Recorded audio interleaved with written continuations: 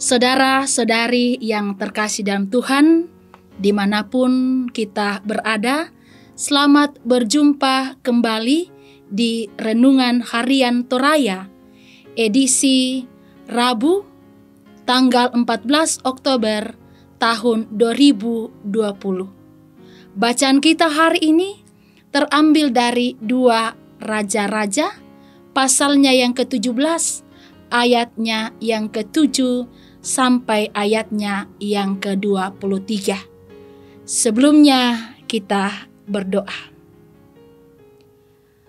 Kami bersyukur kepadamu, ya Bapa di sorga, atas setiap karunia hidup yang Tuhan karuniakan buat kami.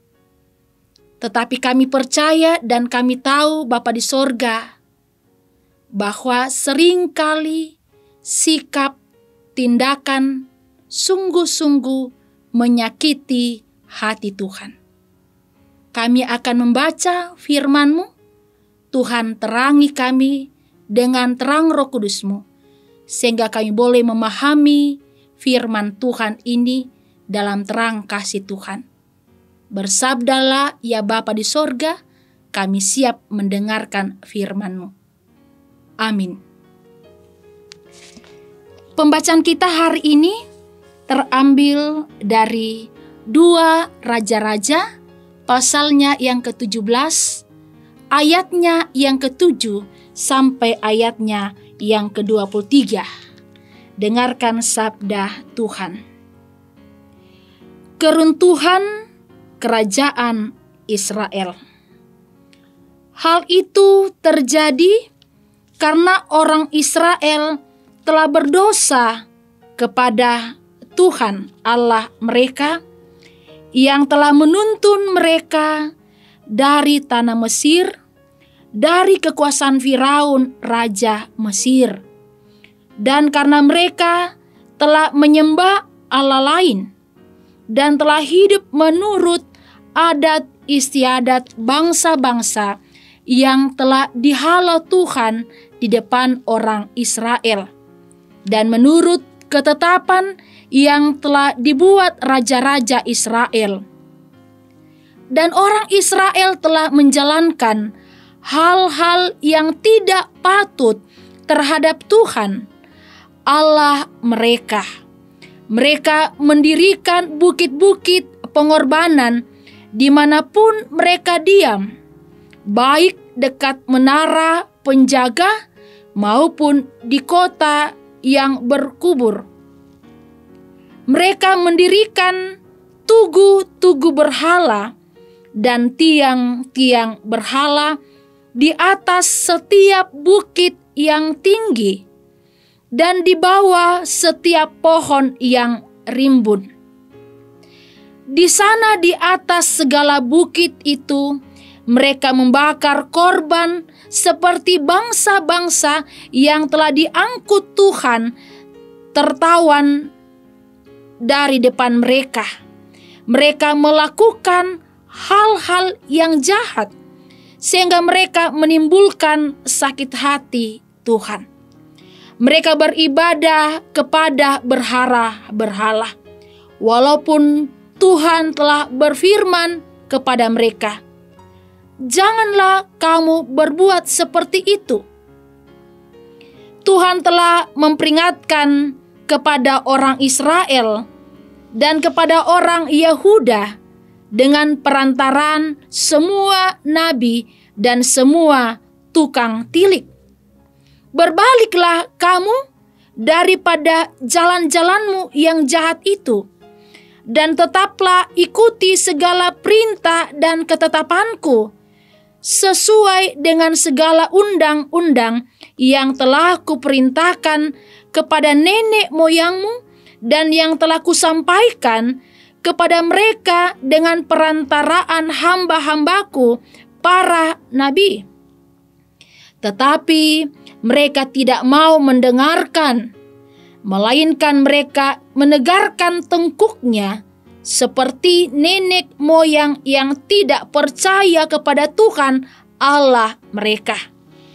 Mereka menolak ketetapannya dan perjanjian yang telah diadakan dengan nenek moyang mereka, juga peraturan-peraturan yang telah diperingatkannya kepada mereka.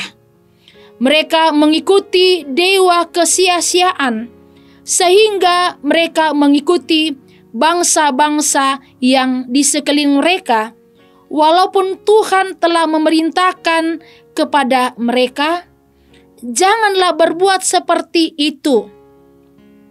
Mereka telah meninggalkan segala perintah Tuhan Allah mereka dan telah membuat 2 anak lembu tuang. Juga mereka membuat patung Asyerah, sujud menyembah kepada segenap tentara langit dan beribadah kepada Baal. Tambahan pula, mereka mempersembahkan anak-anaknya sebagai korban dalam api dan melakukan tenun dan telah dan memperbudak diri dengan melakukan yang jahat di mata Tuhan, sehingga mereka menimbulkan sakit hatinya. Sebab itu Tuhan sangat murka kepada Israel dan menjauhkan mereka dari hadapannya. Tidak ada yang tinggal kecuali suku Yehuda saja. Juga Yehuda tidak berpegang pada perintah Tuhan Allah mereka, tetapi mereka hidup menurut ketetapan yang telah dibuat Israel. Jadi Tuhan menolak segenap keturunan Israel. Ia menindas mereka dan menyerahkan mereka ke dalam tangan perampok-perampok sampai habis mereka dibuangnya dari hadapannya. Ketika ia mengoyakkan Israel daripada keluarga Daud, maka mereka mengangkat Yerobeam bin Nebal menjadi raja. Tetapi Yerobeam membuat orang Israel menyimpang daripada mengikuti Tuhan dan mengakibatkan mereka melakukan dosa yang besar. Demikianlah orang Israel hidup menurut segala dosa yang telah dilakukan Yerobeam. Mereka tidak menjauhinya sampai Tuhan menjauhkan orang Israel dari hadapannya, seperti yang telah difirmankannya dengan perantara semua hambanya, para nabi. Orang Israel diangkut dari tanahnya ke Asyur, ke dalam pembuangan. Demikianlah sampai hari ini. Demikianlah sabda Tuhan. Amin. Jangan menyakiti hati Tuhan. Daami Pak Diki penanna puang. Satu kali kau sakiti hati ini, masih ku maafkan. 2 kali kau sakiti hati ini, juga ku maafkan. Tapi jangan kau coba 3 kali, jangan, oh janganlah. Cukuplah sudah, cukuplah sudah, jangan kau ulang lagi. Ibu bapak yang terkasih dalam Tuhan, penggalan lagu yang berjudul Jangan Sampai 3 Kali yang dipopulerkan oleh Trio Ambisi mengingatkan kita bahwa manusia punya batas perasaan. Lalu bagaimana dengan perasaan Tuhan melihat tingkah laku umatnya yang berkali-kali menyakiti hatinya? Pada bagian ini, kerajaan Israel runtuh karena kejahatan Hosea bin Eva yang melakukan apa yang jahat di mata Tuhan bersama dengan seluruh Israel. Dalam ayat 7 sampai 8 pembacaan kita, mereka melupakan kebaikan Tuhan dengan ikut serta dalam penyembahan seperti kebiasaan bangsa-bangsa di sekitar mereka.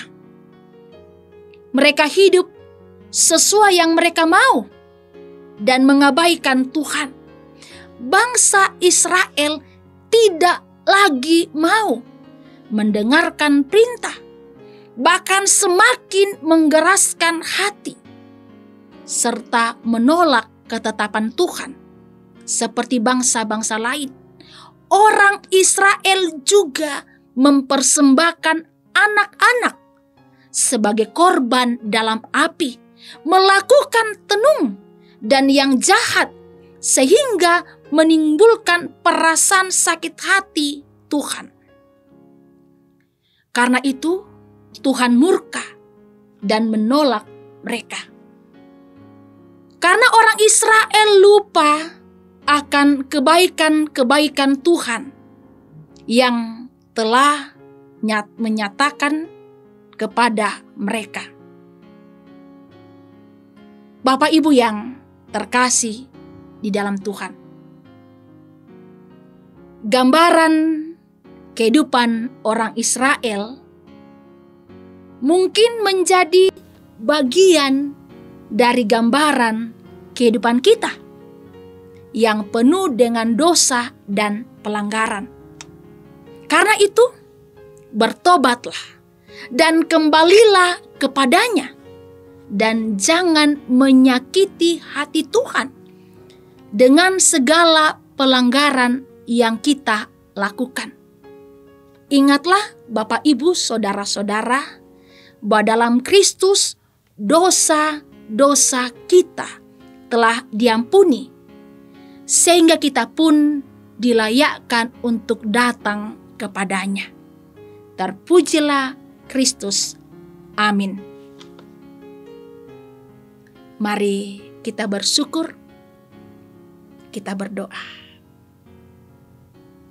Sungguh ya Bapa di sorga, kami sering menyakiti hati-Mu, baik dalam pikiran kami, dalam perkataan kami, dan juga dalam perbuatan kami.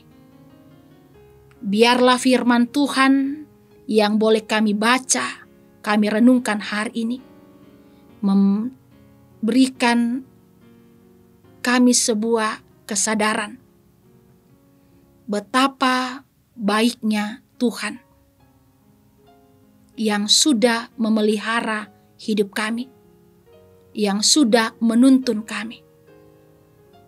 Oleh karena itu, ya Bapa, tuntun kami untuk kembali berjalan dalam terang kasih Tuhan, menuruti segala ketetapan dan firman-Mu. Ampuni dosa dan kesalahan kami yang sudah kami lakukan di hadapan-Mu Bapa, dan terima doa seruan sembahyang kami. Di dalam Putra-Mu Yesus Kristus kami berdoa.